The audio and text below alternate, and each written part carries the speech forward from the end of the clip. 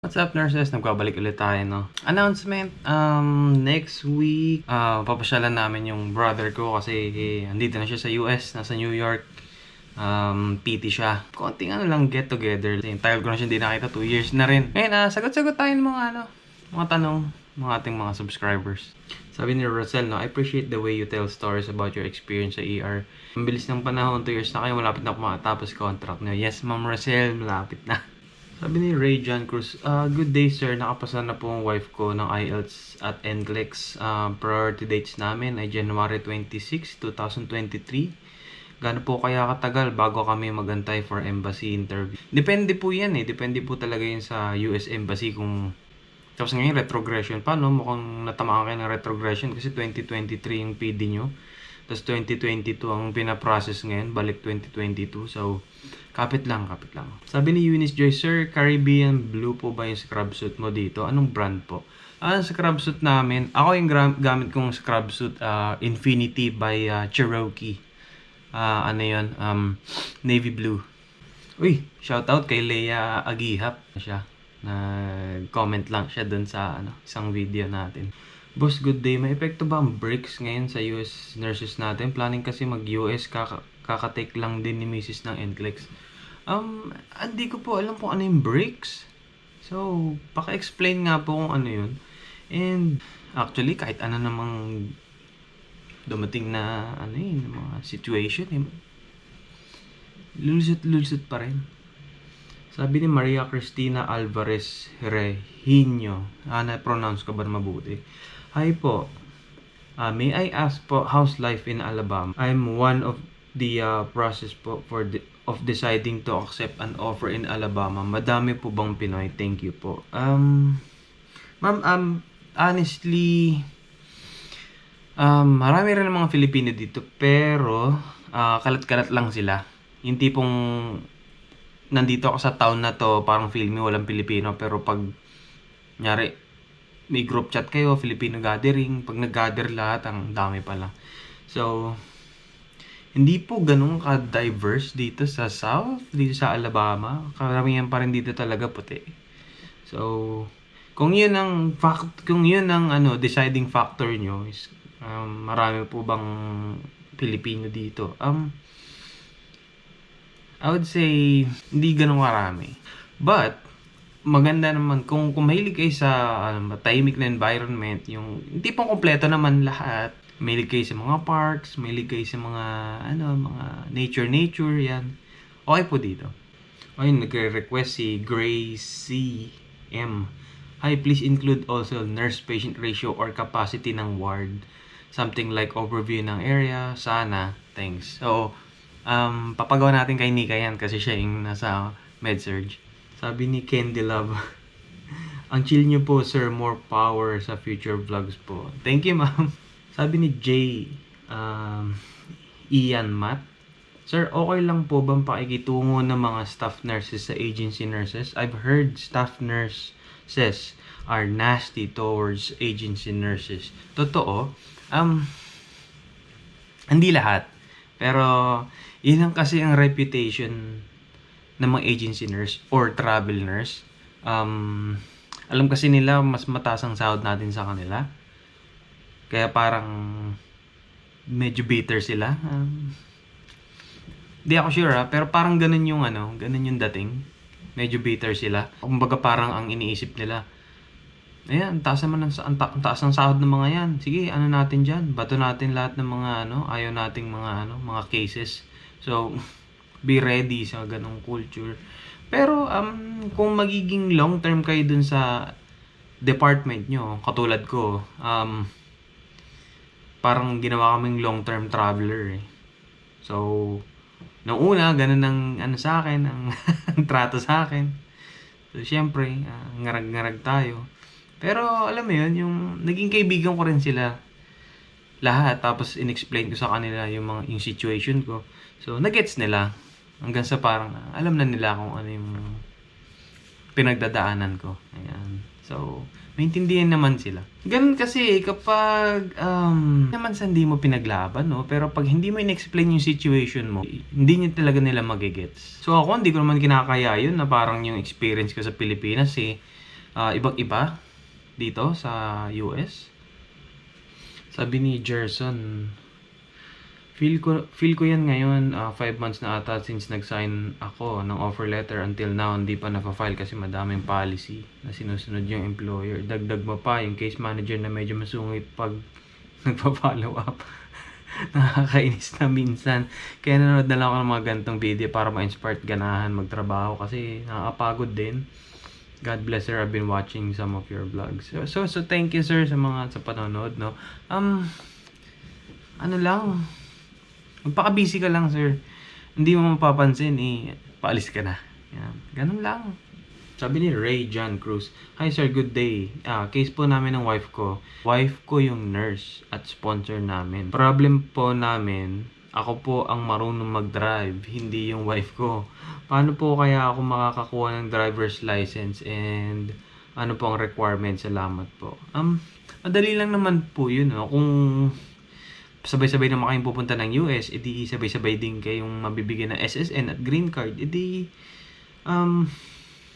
pag nakuha mo na yung SSN mo, punta ka sa local na DMV, sa motor vehicle, tapos hingi ka ng pamphlet siguro, magre-review ka ng mga para sa test nila.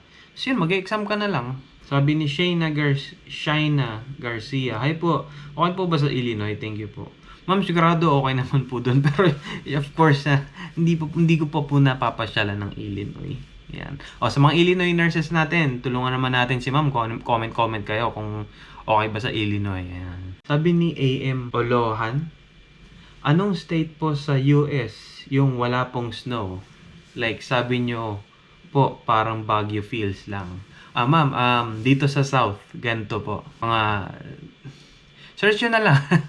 Texas, Mississippi, Louisiana, Alabama, Georgia,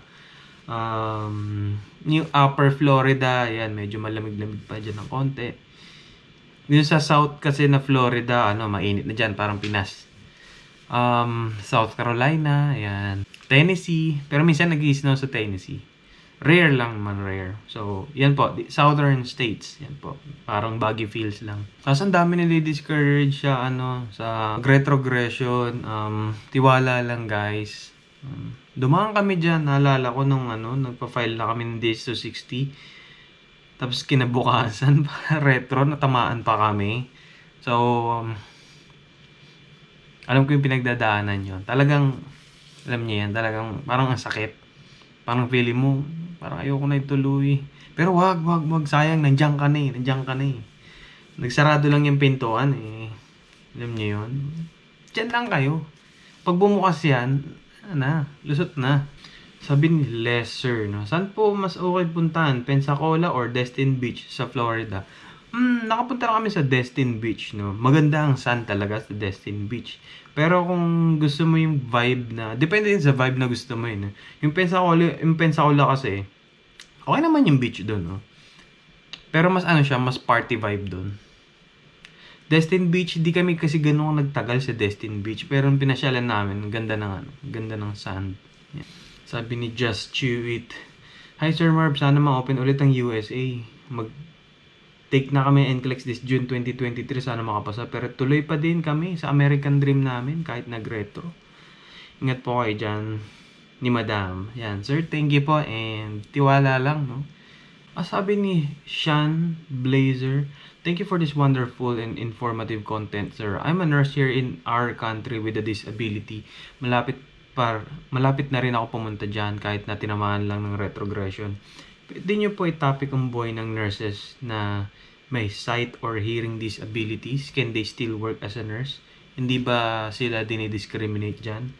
May mga health insurance po ba for them? Many thanks sir and more power." Sean, sige, gagawan ko ng content to, Pero ako ang masasabi ko lang, wala pong discrimination dito. Yan, as long as kaya mo mag-work, magagawa mo yung mga responsibilities mo. Wala silang doon. Wala silang reklamo doon. Yan. Pwede mo nga sila kasuhan na parang dinidiscriminate ka kasi parang minamaliit yung mo. Yun. Pero gawin natin. Gawin ng topic yun.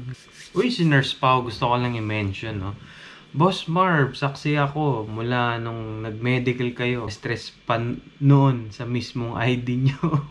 Kaya na-inspire kami ng wife ko na mangarap at magsimula mag-NCLEX last February 2021.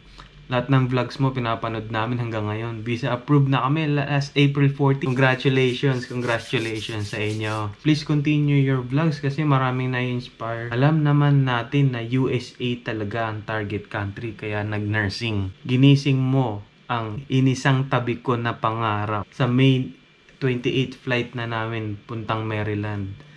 Kung papayagan ng pagkakataon, makapagpasalamat ako sa inyo ng personal at natupad ko ang pangarap ko. Mabigyan ng magandang pamilya ko.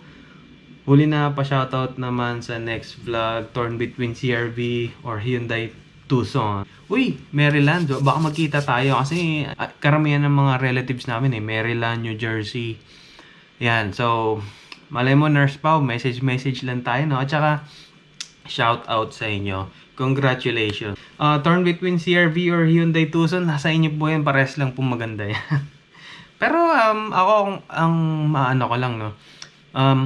Bukod sa style at saka sa technology nila, maganda basahin mo kung ano yung reliability score nila. Shoutout natin ulit si Miss Rosel. No? Kahit sabi niya, kahit may retrogression, tuloy lang ang pag-apply at process and documents.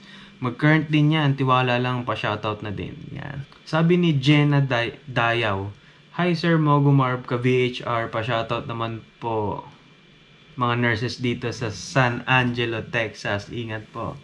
Ma'am Jenna, shoutout sa inyo and shoutout sa mga VHR nurses dyan, mga ka-agency namin sa San Angelo, Texas.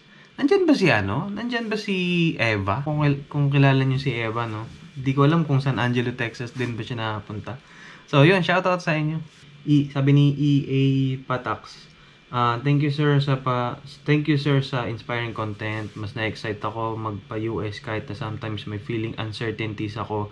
DQ stage na ako sir and hindi tinamaan ng retro ang priority date ko. Pero ayun, natatakot pa rin ako baka one time matagalan process ko or mag-retro ng bongga. Ayun, maging positive. God bless sa inyo, sir. Yan. Ma'am, positive lang tayo. Hindi sa COVID, no? Pero positive thinking lang. Na-attract lang yan. Na-attract natin yan. So, tiwala lang. May nagpapa-shoutout. Andrew Elbo. Sabi niya, shoutout naman dyan, sir. Nagte-tennis ka rin pala. Hopefully, pag nakarating na ako dyan, palo tayo. Na-inspire naman mga vlog mo.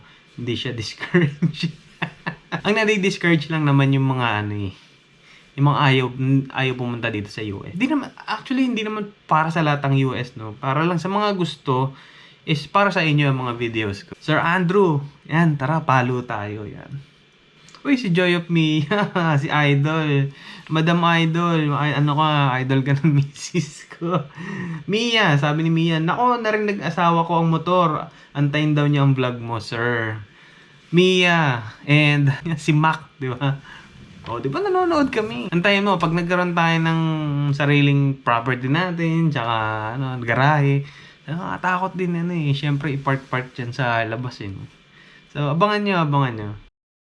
Yun, thank you sa lahat ng mga nag-comment. Thank you sa lahat ng mga, naka-appreciate mga vlogs ko. And sana, tuloy-tuloy lang, no? Share nyo sa mga nurses natin na gustong pumunta dito. Actually, hindi sa na parang binebenta ko sa inyo ang Amerika. Pero ang pinapakita lang naman namin dito kung ano yung quality of living na may offer ng Amerika sa inyo. Yan. And alam ko hindi para sa lahat ng tao ang pag-Amerika. And marami pa ring ibang mga nurses na mas preferred pa rin ng ibang bansa. So, kanya-kanya lang 'yan. Kasi ako sa tingin ang naisip ko parang as long as nasa-serve mo yung purpose mo, mag-ibang bansa. Okay na 'yon. Okay na 'yon. Whether sa family, whether financial, sa mga plano, diba? Okay na 'yon. So, sa mga natamaan ng retro, wag na wag kayong ma-discourage. kasama yan sa journey. Yun na lang isipin nyo, kasama yan. Alam natin ang finish line nito sa Amerika, pero huwag niyo natin kakalimutan. Pagdadaanan natin bago tayo makarating ng Amerika. Yun ang mga tinatawag na meaningful experience. 'Di ba? Pag nakarating kayo ng Amerika, kayo rin magkikwento sa mga ibang mga gustong pumunta ng Amerika. Kayo naman magkikwento ng mga nyo, mga pinagdaanan nyo. So, ayun guys, gawa ulit tayo ng topic, no? Tsaka yun nga, sabi ko sa inyo, pupunta ulit tayo ng New Jersey and New York. Papasyalan natin yung father ko kasi nandun at saka yung kapatid ko. So, ayun, thank you guys and see you again next video.